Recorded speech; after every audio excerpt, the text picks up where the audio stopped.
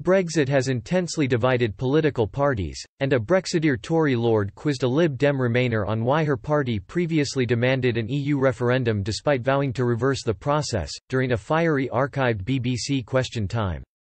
The UK is close to abandoning a trade deal with the EU, according to reports. Prime Minister Boris Johnson's ministers now believe Britain and the EU will fall short of agreeing a post-Brexit trade deal, so says the Daily Telegraph. Just a few days remain before the government's July deadline for an outline agreement passes.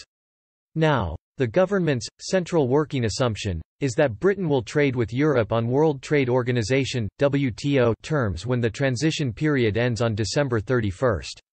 The EU's chief Brexit negotiator, Michel Barnier, arrived in London last week with his Brussels entourage. His short visit marked the start of the latest round of negotiations. The EU and the UK are at a deadlock over certain Brexit rights. For example, fishing, so-called level playing field guarantees, governance of the deal, and the role of the European Court of Justice. The stall has led many to reason a deal may be entirely out of the question.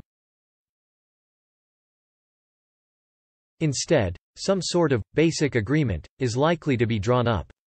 Businesses have already been told to start preparing for a no-trade deal exit. And there is no chance of an extension to the transition period, as Mr. Johnson has repeatedly ruled one out. Things were less clear last year, when many Remainers believed that Brexit might not go ahead.